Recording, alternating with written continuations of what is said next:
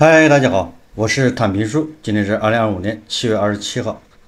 这个7月份一个最大的瓜就是关于娃哈哈的布鞋首富这个人设崩塌呀，这个事情已经将近1个月了。尤其后面随着宗今后的弟弟叫宗泽后，不停的在外出释放一些消息，而这个舆论漩涡中心的这个宗馥莉，还有杜建英。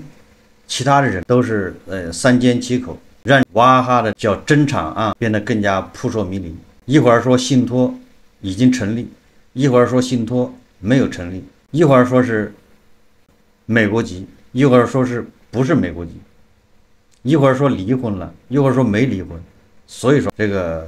也是众说纷纭。今天财新网它有个报道叫娃哈哈真产案幕后真相，各方缠斗已久，不只是宫斗剧，也就是不是宫斗剧那么简单。财新网大家也知道，在国内媒体里面，这财新网还是相对来说有一定的权威性，至少他不会乱说。所以我们看看这个他财新网他是怎么报道这娃哈哈这个迷雾的。文章说，7月一起发生在中国香港的遗产相关诉讼，将中国知名饮用水品牌娃哈哈再次推至风口浪尖。自称娃哈哈创始人宗今后子女的3名人士突然走到台前，将宗今后的继承人、公众眼中的独女宗馥莉告上法庭，申请冻结宗今后在世时安排的共计18亿美元疑似家族信托资产下的账户，一举引发市场对娃哈哈全面关切。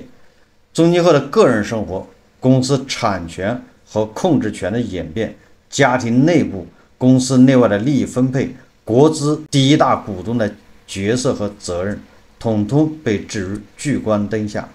咱们这个节目关注的更多的是杭州市上城区国资委，你这个第一大股东的角色，你在里面扮演什么角色？咱们关心的是国有资产有没有流失，我们其实不关心他们家族内斗，那是人家自己家的事，爱怎么分怎么分，不行就可以打官司。文章说，原来娃哈哈与宗氏家族还有这么多故事。说接班伊始与辞职风波，一开始人们还以为这会是场顺利的接班交接。2024年2月25日，宗今后突然离世，市场早已默认接班人为其独女宗馥莉。此前，娃哈哈集团第一大股东为国资杭州上城区文旅投资控股集团，占股46%。宗馥莉其实尚未直接持有娃哈哈集团的股权，宗今后认为持股29.4%的第二大股东，职工持股会持股24.6%。宗今后过世第5天，宗馥莉通过一份以公证遗嘱向杭州市东方公证处申请继承公证，要继承宗今后所持29.4%的股份。财新看到的继承公证文件显示，宗今后和宗馥莉的母亲施佑珍有结婚证，宗馥莉有独生子女光荣证。在这份文件中，宗馥莉提交的个人身份证件为港澳居民来往内地通行证、中华人民共和国港澳居民居住证。随后同年4月间，宗馥莉要求娃哈哈集团旗下的销售公司骨干管理层将劳动合同从娃哈哈集团转迁至鸿盛饮料集团有限公司。鸿盛集团的实际控制人为宗馥莉，被称为鸿盛系，有数十家经营娃哈哈相关业务的实体。财新梳理工商资料看到，在娃哈哈集团旗下全部12家公司中，集团占股从34.8%到50%不等，其中6家公司大股东是宗馥莉控制的鸿盛系公司，持股均为51%。什么意思？也就是娃哈哈集团下面12家子公司宗馥莉都是大股东，占51%的股份，娃哈哈集团都是小股东，最多的都不超过50%。从这个层面看，娃哈哈集团已经早就被架空了，也就是他对他下面12家公司没有发言权。那娃哈哈集团的第一大股东是杭州善城，这个叫国资委吧，这个善城区文山旅投资控股集团，那不就是国资委的吗？财新网说啊，然而中富力的遗产继承和骨干员工转迁都未能快速推进，部分管理层和集团员工反对转到宏盛系，因为一旦重签劳动合同，除薪酬变化外，将不能够作为员工通过持股会，就是员工持股会从集团获得分红等权益，转签暂时搁置。随即情势在2024年7月骤变，一封中富力辞职信在社交媒体流传。该辞职信显示，中富力称杭州市善城区政府以及娃哈哈集团部分股东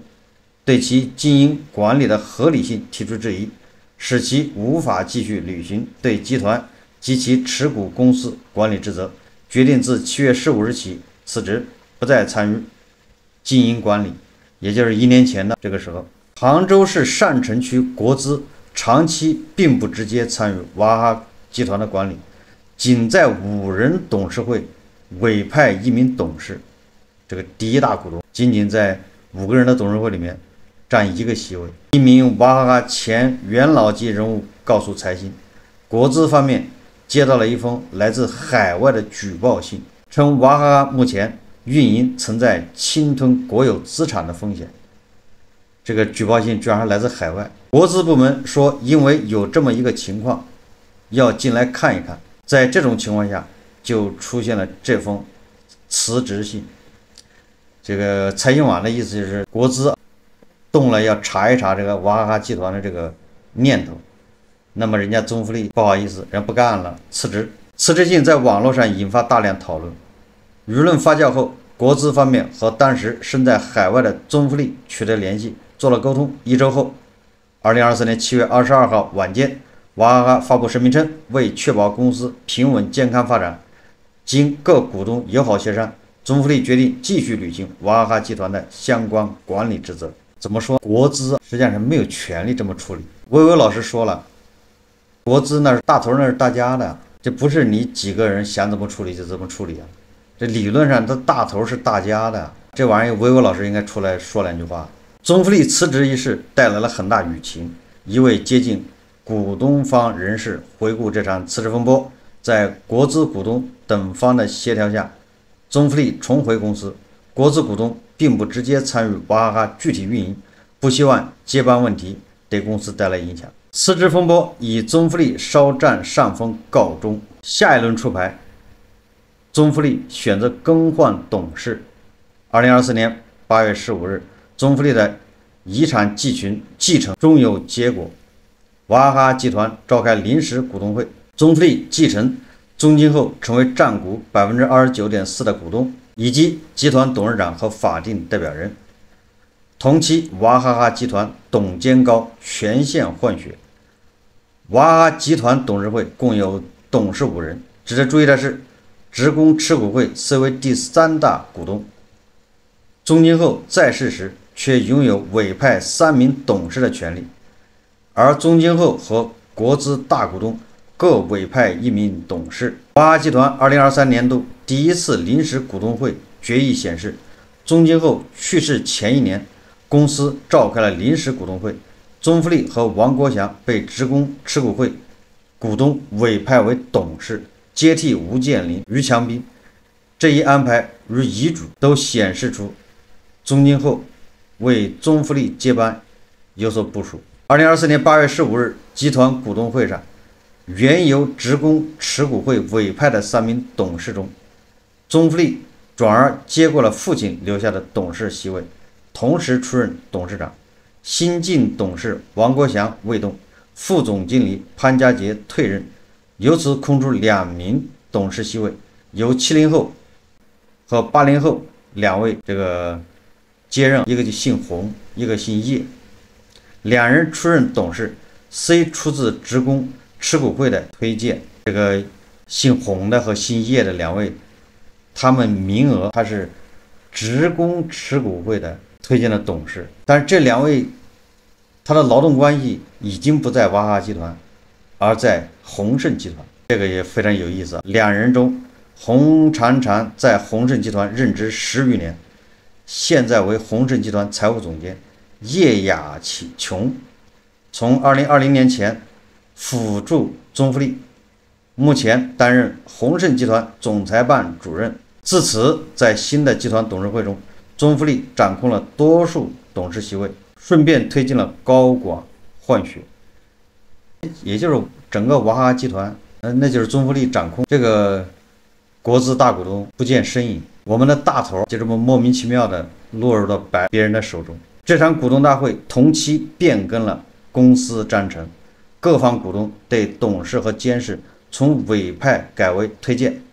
且最终均需获得股东会的确认。这也意味着拥有3个推荐人选的职工持股会成为各方必争的制高点。于是2024年10月，此前搁置的娃哈哈集团员工转签鸿盛集团事宜重新启动，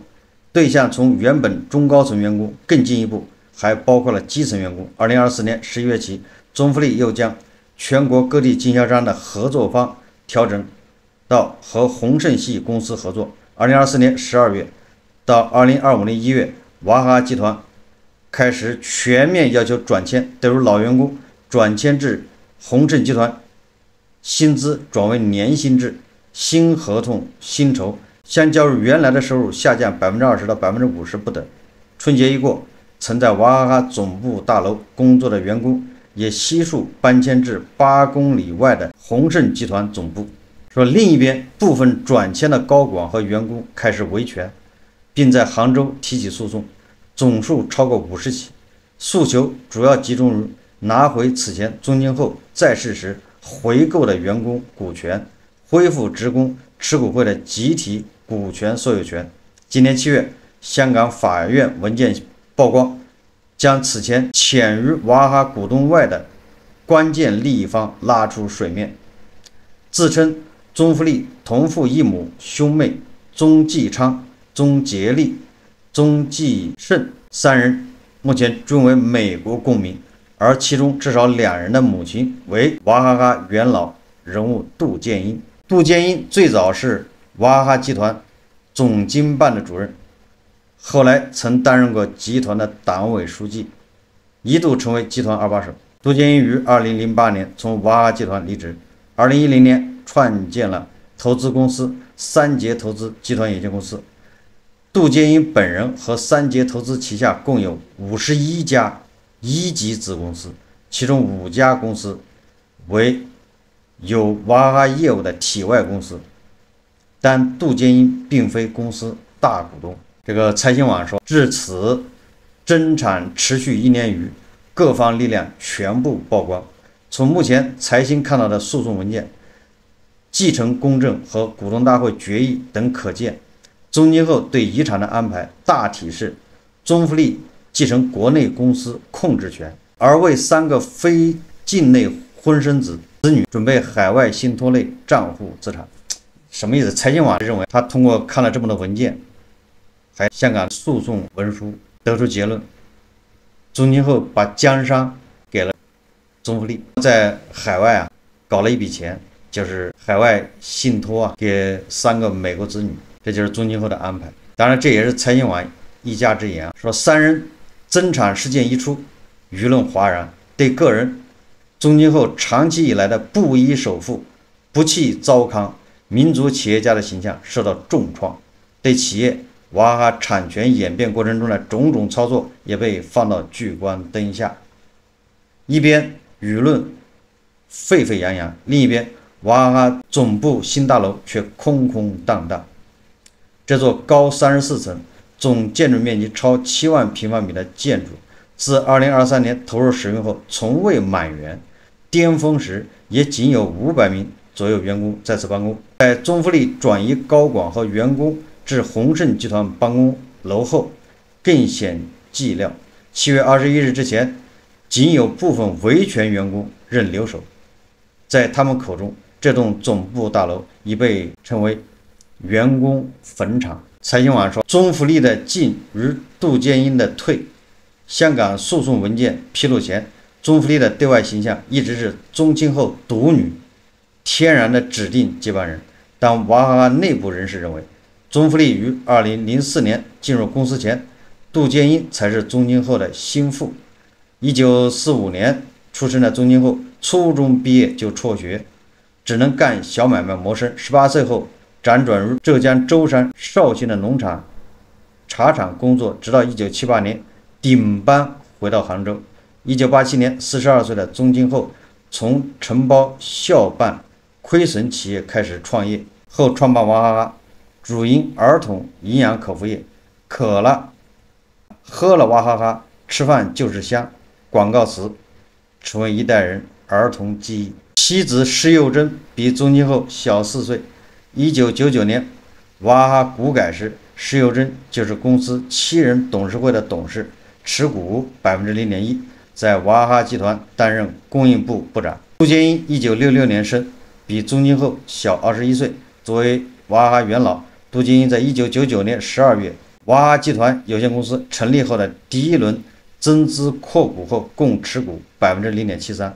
是宗庆后之外第2大自然人股东。这一年，他的第一个孩子宗继昌3岁。股改后，杜建英确立娃哈哈集团2号人物的地位，负责企业运营和公关战略落地实施等业务。一家杭州企业高管告诉财新，杜建英在杭州企业圈内的口碑不错，很早期就是宗庆后的左膀右臂。娃哈哈上个世纪就是杭州的金名片，很多视察都是杜建英出来接待张罗。问题是，宗庆后跟施幼珍一直都没有离婚，这个宗馥莉手上有证据。既然宗庆后跟第一个妻子施幼珍一直没离婚，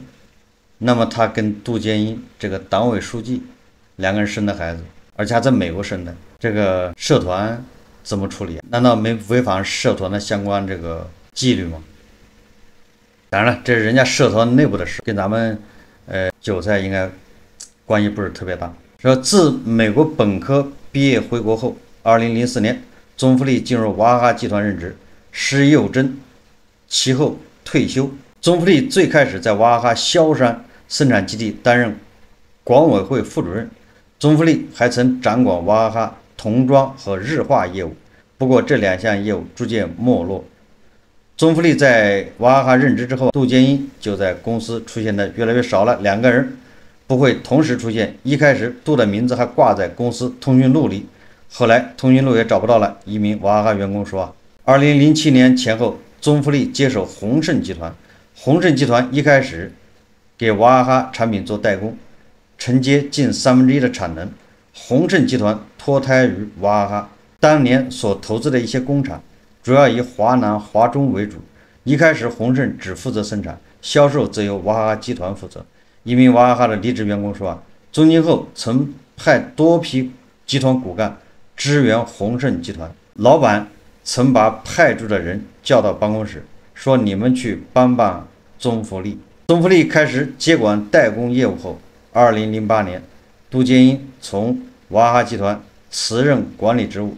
仅保留董事席位。2010年，杜建英成立上海三杰投资集团有限公司，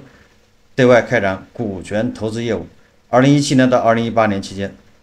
宗庆后身体状况已经开始走下坡路，他可能觉得交班之事迫在眉睫，所以有意让宗馥莉参与集团管理。前述娃哈哈前元老人物指出，说2018年到2021年，宗馥莉担任娃哈哈集团公关部部长，后兼任销售副总裁。2019年，53岁的杜建英不再担任娃哈哈集团董事会董事职务，彻底淡出公司。2021年，宗馥莉出任娃哈哈集团总经理，直到2024年接班。在长达数年交接班及其准备期间，娃哈哈业绩保持稳定，为宗馥莉接班创造了良好的支撑。也就是随着宗馥莉的逐渐进入娃哈哈的核心层，杜建英就逐渐的退出了，就这么一个态势啊。财新网报道说，职工持股会的虚与实，围绕着娃哈哈的控制权，自本世纪初以来，已经发生过数次或明或暗的斗争。第一宗是举国皆知的达娃之争，就是法国的达能和娃哈哈股权争夺。1996年，娃哈哈集团和法国消费品集团达能签订合资协议，成立合资公司。达能控股51%娃哈哈集团，把娃哈哈商标及集团已经在中国和其他国家申请注册的所有商标作为注资，估值为1亿元，占股49%。合资公司享有商标唯一使用权，也就是把那娃哈哈的商标作价1个亿，拿这个和达能合资成立合资公司。但是合资公司控制权在达能，它是51%嘛。数年之后，达能发现，从2001年开始，娃哈哈集团未经合资公司同意，将娃哈哈商标许可给共计87家非合资公司使用，而这87家非合资公司全部由宗庆后家族控制。2007年，双方矛盾公开化，宗庆后在网络平台古如乎声称达能投资娃哈哈是外资意图低价并购民族品牌的阴谋。双方经历数十轮诉讼和仲裁后，于2009年9月达成协议。达能所持51%股权以3亿欧元出售给娃哈哈集团，退出这场历时数年的股权纷争。我倒觉得杭州善城区国资委学一学达能，把股权卖掉，娃哈哈交由这个宗家去玩好了，玩赖的都是他们家的。你把大头的钱放在里面，自己也不管，这个叫缺失职责缺位。说第二次是职工持股会的变迁，这本是条暗线，但也随着接班前后风波翻到台面之上。娃哈哈集团于1999年10月完成股改，从单一集体所有制变成混合所有制企业。根据1999年娃哈哈集团股改完成时开业登记材料，原娃哈哈集团改制的同时，内部职工持股方案落地。该实施方案先由职工代表大会讨论通过，上报申请后，由杭州善城区人民政府批复同意。原娃哈哈集团以1998年12月31日为基准日，经评估剥离掉福利用房设施、退休工人到75岁的医药费、娃哈哈大厦等少数资产后，净资产5亿。按照实施方案，其中49%转让给娃哈哈集团公司经营者宗庆后和职工，实行公司内部职工持股。在这部分股权中，经营者宗庆后占60%，占公司总股份的29.4%，职工占40%，占公司总股份的19.6%。经营者和员工都以账面净资产的价格认购入股。内部职工持股后，娃哈哈集团改制为有限责任公司。这份当年经由职工代表大会通过的职工持股份额分配方案颇为精细，说总体原则为生产经营管理人员、科研开发人员、工程技术人员、骨干持大股，同时考虑到工龄长短、贡献大小、技能高低分配。杜建英、施佑珍等多名时任高管最多可认购37.5万股，占总股本的0.07%，在职工中属于最高。优秀销售员实际付款4.05万元后可持股5万股，最低的辅助类二档可持股2.4万股。最终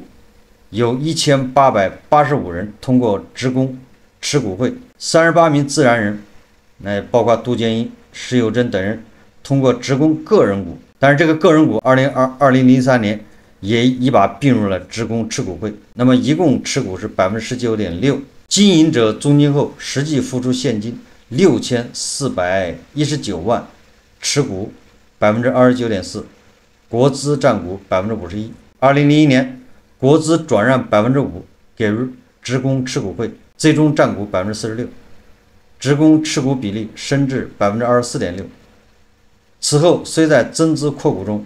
微调反复，但国资宗庆后职工持股会的持股比例维持至今。但是职工持股会的内部结构发生了天翻地覆的变化。1999年的股改中，员工以1亿元每股认购股份，随岗位上升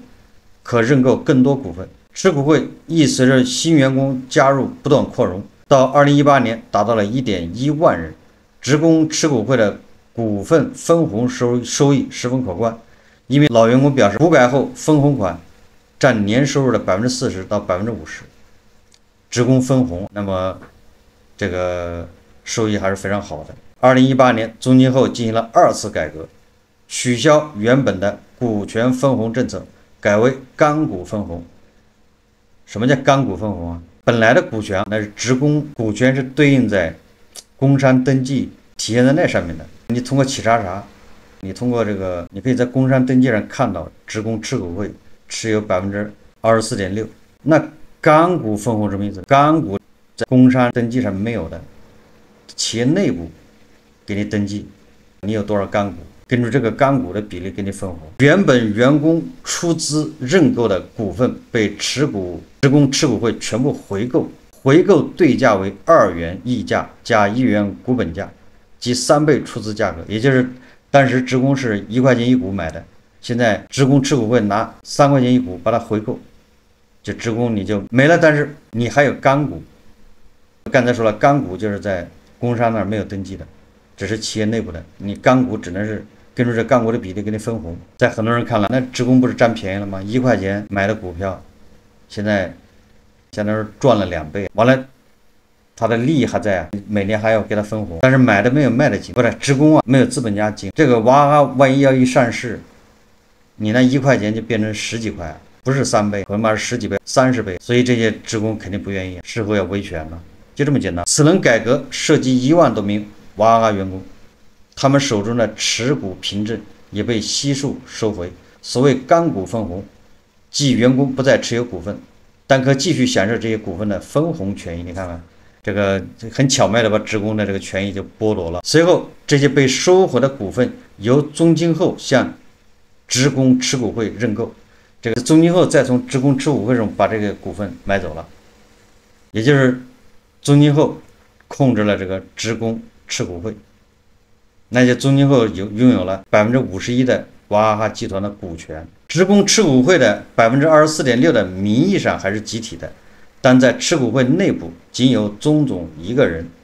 前述娃哈哈前元老级人物透露，2024年之前干股分红基本落地。前述员工表示实行干股分红制度之后，原先稳定的分红收入会根据业绩的好坏上下浮动，但最终到手的分红和2018年以前相比差别不大，多数员工工资并未因此出现下滑。然而2024年中福利接掌后，启动高管和员工转迁至宏盛，员工收入结构发生巨大变化，员工工资实行年薪制，薪酬构成包括基本工资、岗位津贴、绩效奖和其他福利。员工转至宏盛意味着无法继续享受娃哈哈集团员工的干股分红。对部分老员工来说，取消干股分红后，工资减半。任由在一系列工资制度变化中认为自身利益受损的老员工开始维权。有部分员工认为回购对价偏低，也就是1块钱涨到3块，这个对价低了，你怎么着得按10块钱来收，或者是15块。员工持股会沉淀资金应当分配给当时的会员等。陆续有员工向法院提起诉讼，核心诉求是确认2018年股份回购行为无效，股份权属不做转移，并重新确认员工在持股会中的股份。已有50多名员工提起相关诉讼，春节后法院受理了其中1起。目前娃哈哈持股会，也就是职工持股会声明表示，职工持股会内部股份回购事宜经过会员代表大会全体决议通过，相关协议由持股会会员自愿签署，合法有效，不存在损害持股会会员利益的情形。但是恰恰有这个争议在，这个就是娃哈哈集团没有办法上市的原因之一。所以有很多人说，中金后有良心企业家不上市圈钱，他是上不了。你还有这么多职工维权，还有诉讼股权方面的就是叫瑕疵啊。一个公司要上市，首先要律师事务所对他的公司的历史严格，对他的资产要进行确权，也就是说他没有任何问题，没有任何诉讼，没有任何不明晰的地方。你看娃哈哈这个职工持股会还这么多问题，原娃哈哈高管等人士指出，从宗庆后时代开始的体外公司以悉数归入中富力控制，部分体内公司的利润也在向体外公司转移。娃哈哈集团的体外工厂每年生产娃哈哈产品产生的利润，逐级按比例回流到持股会。职工持股会每年的利润一部分来自娃哈哈集团早期所成立的娃哈哈系公司，另一部分来自后期成立的未有国资参与的工厂的利润。前述元老级人物称，宗庆后去世后，中富力把部分体外公司中职工持股会所持股份以零对价转至他个人名下。我给大家解释一下，也就是娃哈哈集团46%这个国资，29%是宗庆后，26%是职工持股会。后面宗庆后在体外设了很多基于娃哈哈的一些附属企业，什么代工厂、什么销售公司等等。宗庆后设立这些公司的时候，那就没有娃哈哈集团，也没有这个什么杭州善城区国资委，只有宗庆后和职工持股会。这样职工持股会也能从那新的公司里面分得一杯羹。这个是典型的掏空国有资产，就是高管、经营者和职工一起掏大头的利润。等到宗富力上台之后，宗富力就把体外本来是体外公司是宗庆后加职工持股会，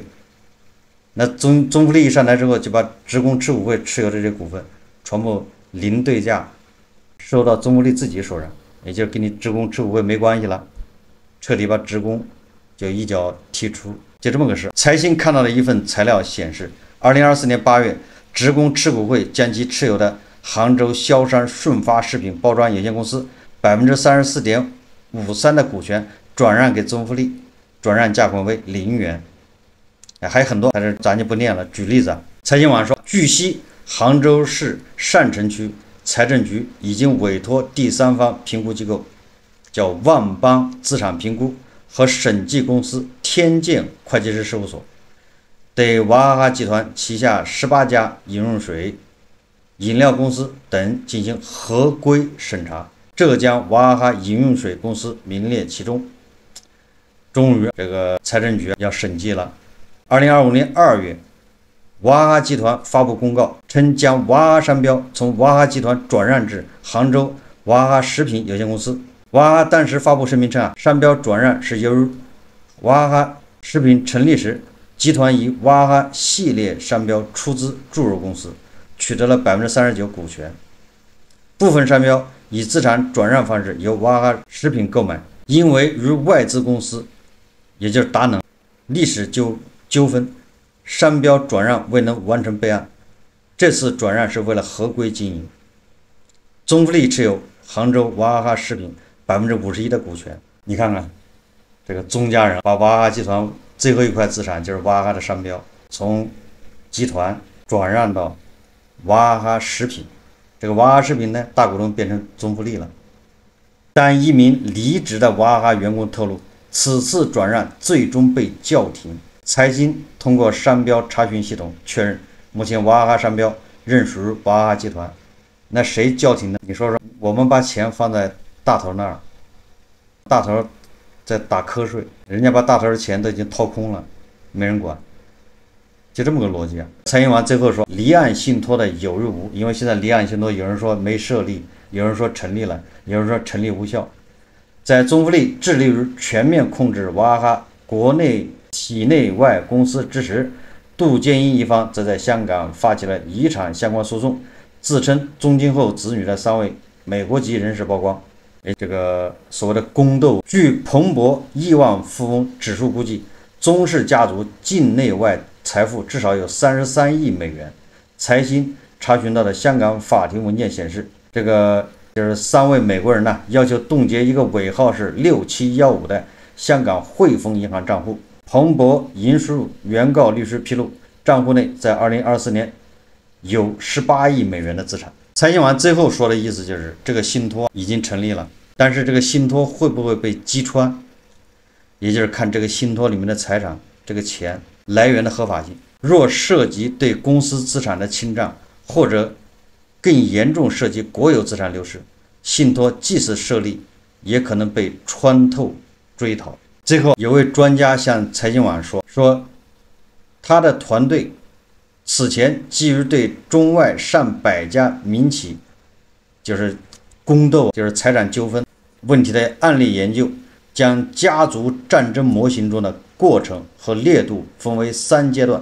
，9个等级，就跟地震一样的，它分了9个等级。综合已披露信息，可以认为娃哈哈目前政绩已经进入6级。6级什么意思啊？就是威慑性战略。和7级